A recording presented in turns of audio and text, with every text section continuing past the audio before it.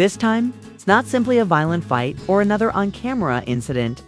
It's something much more significant that has shattered the basis of the love and hip-hop worlds. The news that Menzies may have let Telegove a startling revelation that no one had expected, according to speculations that have been going around behind the scenes and certain posts that caused some people to take notice.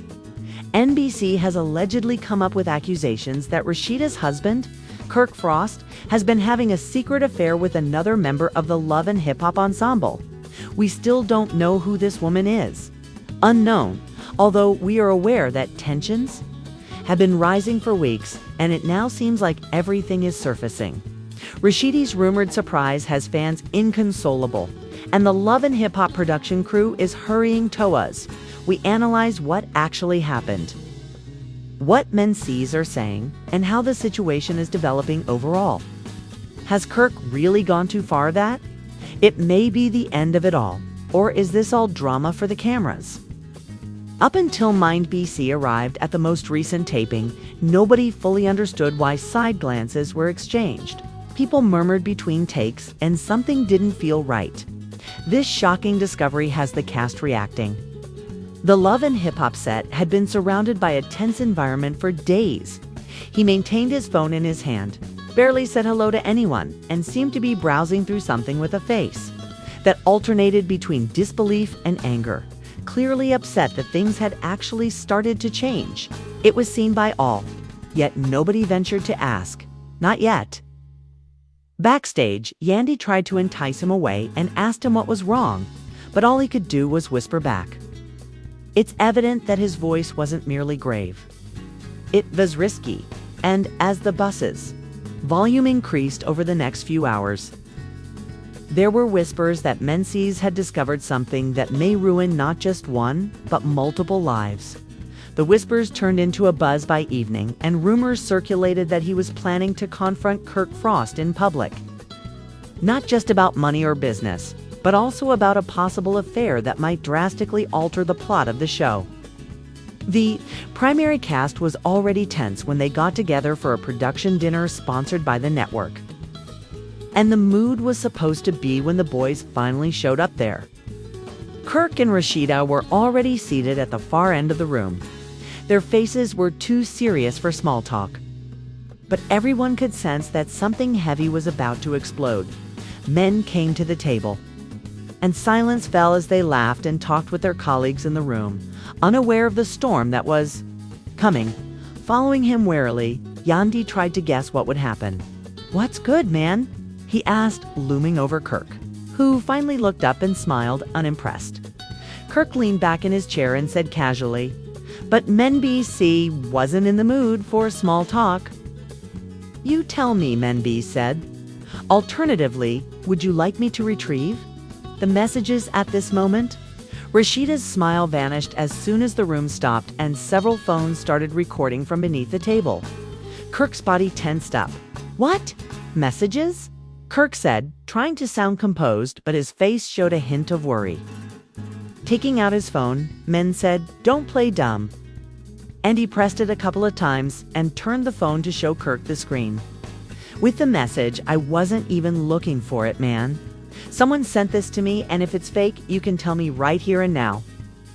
Kirk, a prominent female cast member, had her name saved at the top, and her number corresponded with the timestamps. The tone was anything but pleasant, and the texts were suggestive, flirty, and obviously personal. The situation was predetermined. But as Rasheeda reached for the phone at the table, Menzies snatched it back. "But you're out here disrespecting your wife and embarrassing the rest of us by association," said the man. With a hesitant step up, Kirk asked, "You really think I'd be foolish enough to text like that, knowing how much attention we all get?" "You're asking the wrong question," responded MindBC. "Since Rasheeda drew back her chair and they claim it has been going on for a minute. You're implying that my husband has been having an affair with another cast member, and you waited until now to tell me something I didn't want to hear. Perhaps ask who sent it to me rather than trying to deny it," although the producer hurried to reassure everyone. The harm had already been done. Without further comment, Kirk left the room, and Rasheeda trailed closely behind, clearly suppressing her tears. When I saw the receipts, I felt that if I didn't talk about it, it would make me look fraudulent as well. Min BC, he remarked, softening. A little baby. Are you sure this was the right way to handle it?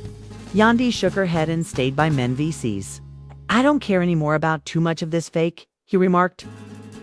Looking at her brotherhood. If he is doing something nefarious, I will not hide it. Cast members speculated about the identity of the mystery woman, wondering if it was someone they had previously collaborated with or someone they were now filming with. Nobody could dispute that the mood had altered. Yet names started to be whispered around, some compelling, others absurd, among those still associated with the organization. A blurry video of the brawl was leaked, and by the next morning, fans were picking sides, igniting social media.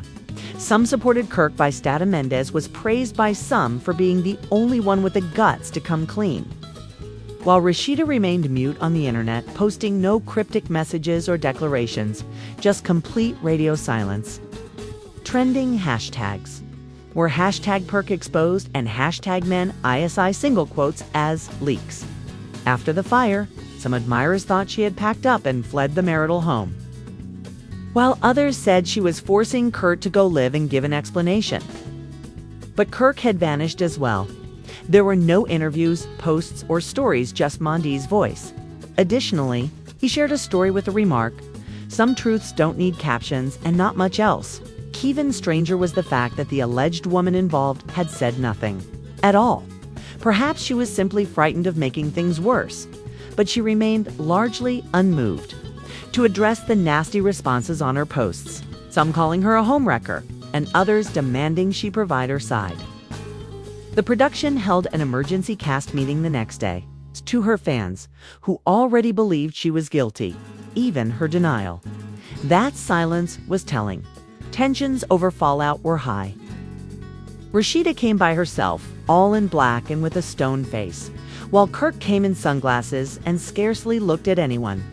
With Yandi's arm around her waist, men from Washington, D.C. came in as they sat down.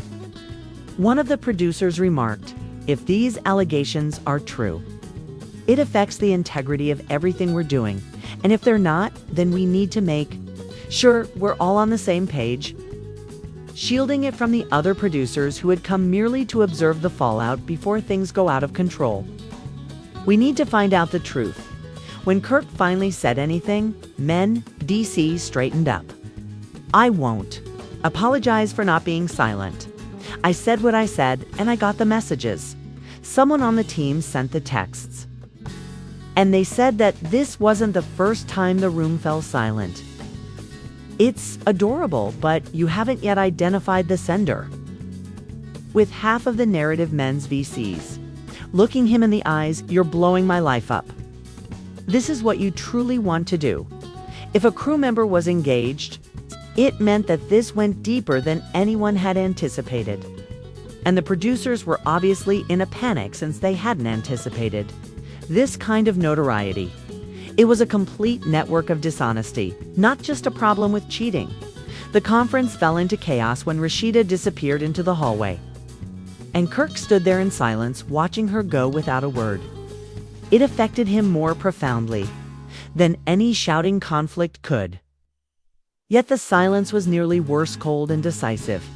The crew watched Kirk's next move and anxiously followed Rasheeda. As the cast whispered meaningfully to one another, DC remained near the middle of the room, his arms crossed and his mouth clenched, fully aware that what he had done was no small thing. He felt that everyone had a right to know the truth, even if it was delivered in a disorganized way, and that he had definitely caused difficulties, but it was for a reason. She moved closer to Kirk and asked, "Do you really think Kirk's done for?" Instead of reacting immediately, he watched the situation unfold as if he had witnessed it too often, then muttered, "When lies catch up, they don't knock. They kick the damn door in." Kirk started to pace and rub his face while Tasha stood with her arms folded in disdain.